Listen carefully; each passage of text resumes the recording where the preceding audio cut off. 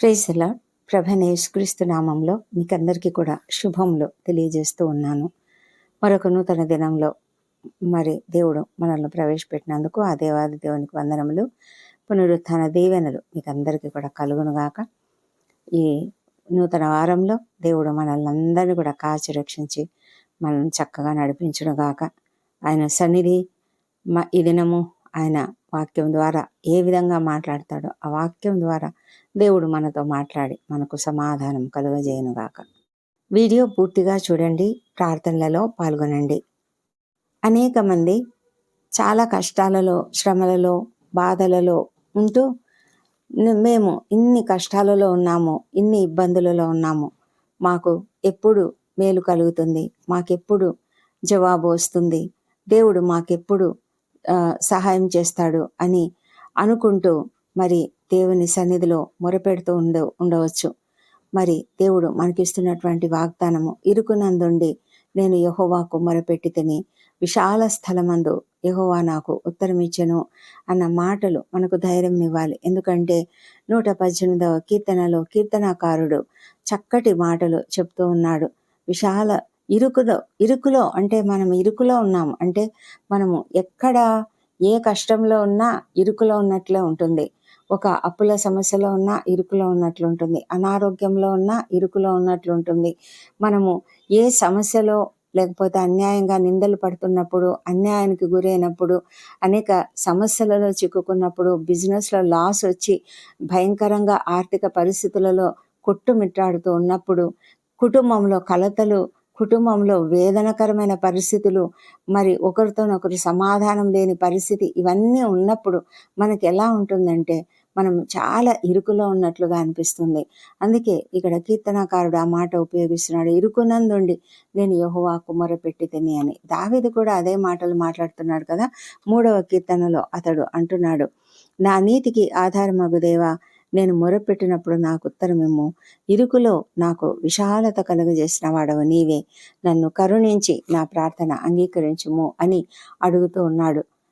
మరి అంటే అతడు శ్రమలో ఉన్నాడు, అతడు కష్టంలో ఉన్నాడు కనుక అతడు అడుగుతున్నాడు. తనను శత్రువులు చుట్టుముడుతూ ఉన్నారు, తనను చంపడానికి ప్రయత్నిస్తున్నారు, తాను పారిపోతూ ఉన్నాడు, తనకి ఎక్కడ స్థలం లేదు, ఎక్కడుండాలి అర్థం కావడం లేదు. ఇలాంటి పరిస్థితులలో మరి దావీదు కూడా అలా అడుగుతూ ఉన్నాడు. మరి మనం అలాంటి ఇరుకులో ఉన్నట్లయితే మనం ఏమీ దిగులు పడవలసిన అవసరం లేదు. మరి అనేక చోట్ల ప్రభువు చెప్తున్నటువంటి మాట ఏంటంటే తగిన కాలంన ఆయన మనకు ఉత్తరం ఇస్తాడు. తగిన కాలంలో మనకు సమస్తం కూడా మేలే జరుగుతుంది. మరి ప్రతిదానికి సమయం కలదు అని వాక్యంలో రాయబడి ఉన్నది కదా. ప్రతిదానికి నిర్ణయ కాలం చొప్పున సమస్తం జరుగుతుంది. కాబట్టి మనము దేనికి కూడా భయపడవలసిన అవసరం లేదు.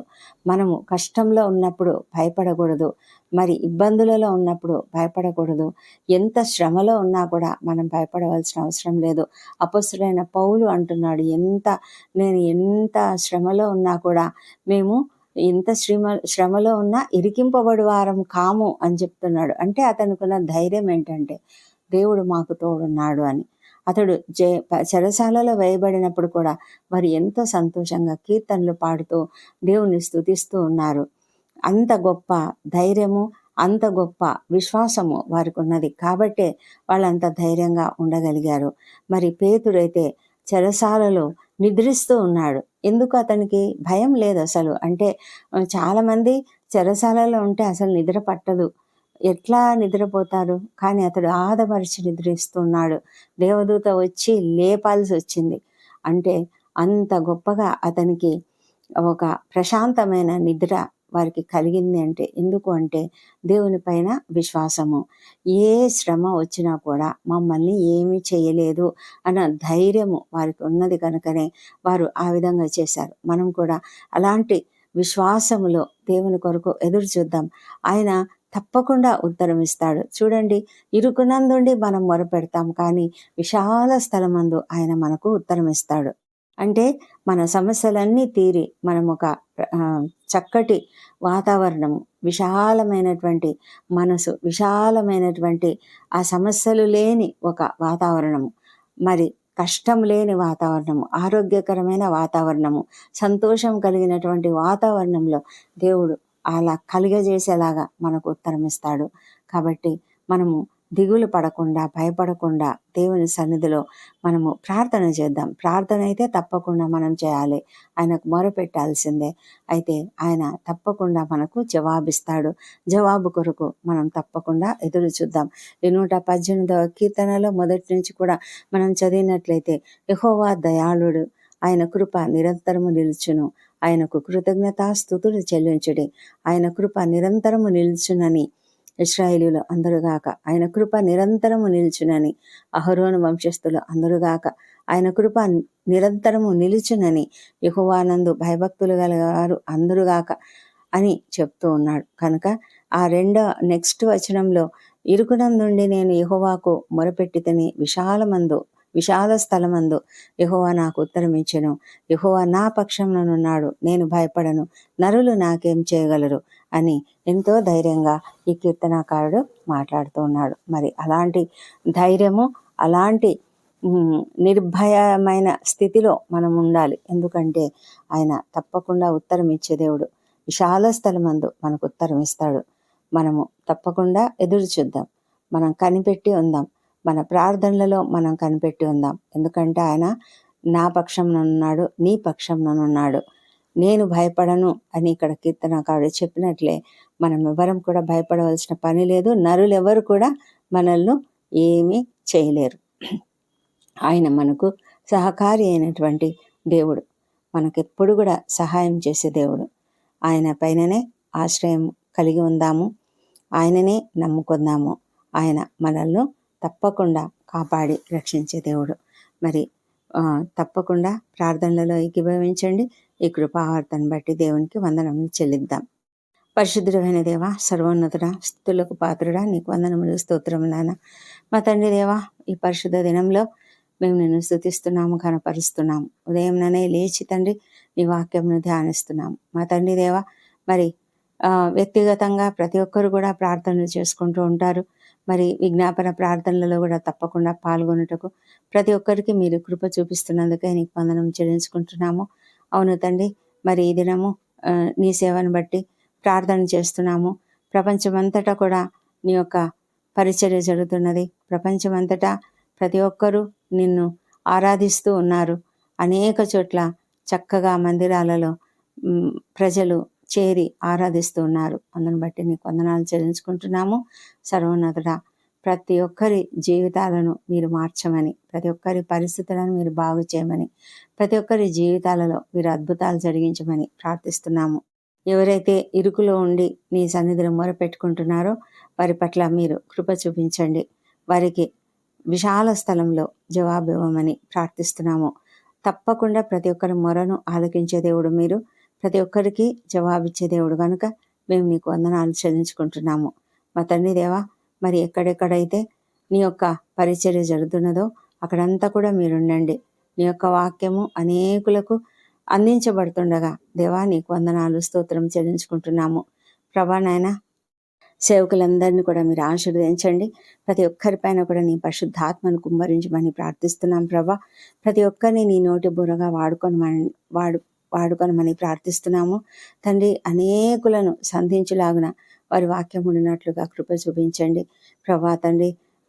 నీకు దూరంగా ఉన్న ప్రతి బిడ్డను కూడా మీరు ఆకర్షించుకోమని ప్రార్థిస్తున్నాం తండ్రి. ప్రభా, నీవు ఆకర్షించకపోతే ఎవరు కూడా నా యొద్దకు రారు అని ప్రభాన యేసుక్రీస్తు చెప్పారు కదా.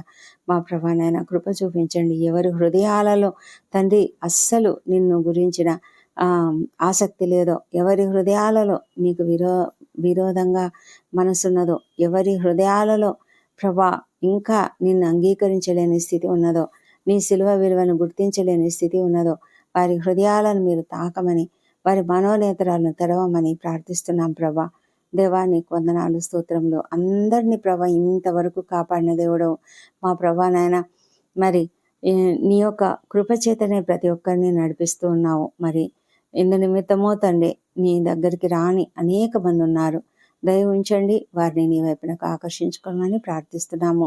తగిన కాలంలో మీరు తప్పకుండా చేస్తారని విశ్వాసంతో ఎదురు చూస్తూ ఉన్నాము. మా తండ్రి దేవ, అదేవిధంగా వ్యసనములకు గురై ఎంతోమంది నీకు దూరంగా ఉంటున్నారు. వారిని కూడా మీరు దర్శించమని ప్రార్థిస్తున్నాం తండ్రి కృప చూపించమని వేడుకుంటున్నాము. మా ప్రభానైనా ప్రతి కుటుంబంలో శాంతిని, సమాధానం అనుగ్రహించండి.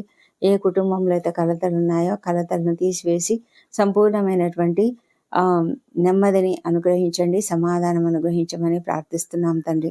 మా తండ్రి దేవ, ఎవరైతే తమ హృదయాలలో వేదనలు, ఎన్నో సమస్యలు పెట్టుకొని నీ సన్నిధికి వచ్చి నీ సన్నిధిలో మొరపెట్టుకుంటున్నారో వారందరిని బట్టి నీ సన్నిధిలో ప్రార్థిస్తున్నాము. కృప చూపించి ప్రతి ఒక్కరికి నాయన తప్పకుండా జవాబిస్తావని మేము నమ్ముతూ నీకు స్తోత్రం చెల్లిస్తున్నాము. వారి హృదయ వేదన నీకు కుమ్మరించుకుంటున్నారు. మా ప్రభా, ప్రతి ఒక్కరి హృదయాన్ని మీరు చూస్తున్నారు. మరి ప్రభా, మీరు తప్పకుండా జవాబిచ్చి వారికి కావాల్సిన మేలులు అనుగ్రహిస్తారని నమ్ముతున్నాము. నిరుద్యోగులకు ఉద్యోగాలు దయచేయండి నాయన. వివాహ ప్రయత్నములు సఫలం చేయండి. సంతానం కొరకు ఎదురు చూసిన బిడ్డలను దర్శించండి ప్రభానైనా. తప్పకుండా వారికి సంతానం అనుగ్రహించమని వేడుకొంచున్నాము. మా ప్రభా తండ్రి, గర్భిణీ స్త్రీలను ఆశ్రయించండి, వారికి సుఖమైన ప్రసవం అనుగ్రహించండి. ఎవరైతేనైనా అనారోగ్యంతో హాస్పిటల్స్లో ఉన్నారో తండ్రి, వారిని లేవనెత్తమని ప్రార్థిస్తున్నాము, స్వస్థపరచమని ప్రార్థిస్తున్నాము. ఎంతోమంది ఐసీలో ఉన్నారు, ఎంతోమంది వెంటిలేటర్పై ఉన్నారు నాయన. కృప చూపించండి. ఆ కుటుంబానికి నాయన ఎంతో ఆందోళన ఉన్నది. ఆ ఆందోళన అంతా కూడా తొలగించమని ప్రభా, నెమ్మదిని అనుగ్రహించమని, స్వస్థతనిచ్చి త్వరగా ఆ వ్యక్తిని ఇంటికి పంపించమని ప్రార్థిస్తున్నాం ప్రభా. దేవా, ప్రతి ఇంట్లో సంతోషము, సమాధానం అనుగ్రహించమని వేడుకొంచున్నాము. దయామేడ, అప్పుల సమస్యతో, ఆర్థిక ఇబ్బందులతో ఎంతమంది కష్టపడుతున్నారో, బిజినెస్లో లాస్ వచ్చి ఎంతమంది ఇబ్బందులు పడుతున్నారో ప్రతి ఒక్కరిని లేవనెత్తండి. ప్రతి ఒక్కరికి నాయన మార్గం చూపించమని వేడుకొంచున్నాం నాయన. మా తండ్రి, ఎవరు కూడా కృంగిపోకుండా, ఎవరు కూడా డిప్రెషన్కు గురి కాకుండా కాపాడమని వేడుకుంటున్నాము. కుటుంబాలలో ఐక్యతనిచ్చి మా ప్రభా, కుటుంబాలపై దాడి చేస్తున్న అపవాది శక్తులను ఏ శ్రమంలో బంధిస్తున్నాము. మా తండ్రి దేవ, ప్రతి కుటుంబం కూడా సంతోషంగా ఉండాలి. ఎందుకంటే ఒక్కొక్క కుటుంబం కూడా నాయన సంఘంలో ఒక రాయి అయి ఉంటుండగా మా ప్రభానైనా సంఘం కట్టబడుతున్నటువంటి ఈ పరిస్థితులలో ప్రభా, సాతానుడు ఎంతో భయంకరంగా కుటుంబాలపై దాడి చేస్తున్నాడు. దేవా, దయ ఉంచండి, సహాయం చేయమని ప్రార్థిస్తున్నాం ప్రభా. మా తండ్రి దేవ, పరిచర్యలో పాల్గొంటున్న ఏ చిన్న పని చేసి సహాయపడుతున్నటువంటి వారైనా సరే తండ్రి, ప్రతి ఒక్కరిని కూడా మీరు దీవించండి. ప్రతి ఒక్కరికి నాయన గిన్నెడు సన్నీళ్ళు ఇచ్చిన వారి ఫలం కూడా పోదని మీరు చెప్పారు. మా తండ్రి దేవ, అలాంటి గొప్ప కృపను ప్రతి ఒక్కరికి దయచేయండి. ఎలక్ట్రిసిటీ విషయంలో కానీ, మైకులు అరేంజ్ చేసే వాళ్ళ విషయంలో కానీ, చేపలు పరిచే వాళ్ళ విషయంలో కానీ, చైర్స్ వేసేవారి విషయంలో, ప్రతి ఒక్కరి విషయంలో కూడా నాయన మీరు కృప చూపించి నాయన చక్కగా వారిని వాడుకొని నాయన పాటలు పాడేవారు చక్కటి గాత్రంతో తండ్రి నేను స్తుతిస్తుండగా నాయన నీకు వందనాలు చెల్లించుకుంటున్నాం ప్రభా. మా తండ్రి, ప్రతి ఒక్కరు కూడా తమ వంతు సహకారము సంఘంలో చేస్తుండగా నాయన నీకు వందనాలు చెల్లించుకుంటున్నాం నాయన. మా ప్రభా తండ్రి, మరి పల్లెలలో, మారుమూల ప్రాంతాల్లో ఎంతోమంది సేవకులు పనిచేస్తున్నారు నాయన. ఎలాంటి అవకాశాలు లేని చోట, ఎలాంటి అనుకూలతలు లేని చోట, సౌకర్యాలు లేని చోట నాయన నీ సేవను జరిగిస్తున్నటువంటి వారు ఏజెన్సీ ప్రాంతాలలో, అటవీ ప్రాంతాలలో, మారుమూల పల్లెల్లో ప్రభా నీ సేవను చేస్తూ వాక్యమును ప్రకటిస్తున్న సేవకులను మీరు ఆశీర్వదించమని ప్రార్థిస్తున్నాం ప్రభా. మా తండ్రి దేవ, మరి వారి కుటుంబాలను కూడా మీరు ఆశీర్వదించి ఆదరించమని వేడుకొంచడం. అలాగే తండ్రి, మరి చాలా భయంకరమైన దుర్బోధకులు ఉన్నారు తండ్రి, వాళ్ళని బట్టి నీ సన్నిధిలో ప్రార్థిస్తున్నాము ప్రభానైనా. వారికి మారు మనస్సు అనుగ్రహించండి ప్రభా, వారిలో మార్పును అనుగ్రహించమని, సరి అయినటువంటి బోధ చేయనట్లుగా వారి హృదయాలను తెరవమని ప్రార్థిస్తున్నాం ప్రభా. తండ్రి, నీ సన్నిధిలో నాయన ప్రతి ఒక్కరు కూడా మోకరించి ప్రార్థించి వాక్యమును ప్రకటించినట్లుగా సహాయం చేయమని వేడుకుంటున్నాం తండ్రి. ప్రతి సేవకుని కుటుంబాలను మీరు ఆదరించమని వేడుకుంటున్నాం ప్రభా. మా తండ్రి, సేవను నిష్కల్మషంగా చేయనట్లుగా సహాయం చేయమని వేడుకుంటున్నాము. మా తండ్రి దేవ, సంఘంలో ఐక్యతను అనుగ్రహించమని వేడుకుంటున్నాము. మా తండ్రి దేవ, మరి ఎంతమంది అయితే ఇళ్లలో ఉంటూ మరి లేవలేని స్థితులలో ఉంటూ చర్చికి రాలేని పరిస్థితులలో ఉన్న వాళ్ళను మీరు దీవించి వాళ్ళను తండ్రి లేవనెత్తండి. వారు తప్పకుండా ఆలయానికి వెళ్ళగలిగే శక్తిని వారికి అనుగ్రహించమని ప్రార్థిస్తున్నాం ప్రభా. మా తండ్రి దేవ, మరి ఈ దినం బర్త్డేలు, వివాహ దినం జరుపుకుంటున్న బిడ్డలను దీవించండి. గడిచిన సంవత్సరం అంతా మీరు వారికి చేసిన ప్రతి మేలును బట్టి నీకు వందనములు. రాబోయే సంవత్సరంలో ఇంకనూ అధికమైన మేలులను వారికి అనుగ్రహించమని ప్రార్థిస్తున్నాం తండ్రి. మా తండ్రి, నీ యొక్క దీవెనలతో నిండారా నింపి ప్రతి ఒక్కరిని దీవించండి. ఈ దినంనైనా నీ పరిశుద్ధ మందిరంలో చేరి ఆరాధించిన ప్రతి ఒక్కరిని కూడా దీవించండి. వాక్యం ద్వారా మీరు వాళ్ళను బలపరిచినందుకు నీకు వందనములు. ప్రతి ఒక్కరిని కూడా నాయన నీ యొక్క సమాధానంతో నింపి నడిపించబోతున్నందుకు నీకు వందనాలు చెల్లించుకుంటూ, నీ దీవెనలు, పునరుత్థాన దిన దీవెనలు మా అందరిపైన కుమ్మరించమని వేడుకుంటూ ఈ ప్రార్థనలు మా ప్రభువైన యేసుక్రీస్తు ద్వారా అతి వినయంతో బ్రతిమాలి వేడుకొంచున్నాం తండ్రి. ఆమెన్. ఆమెన్.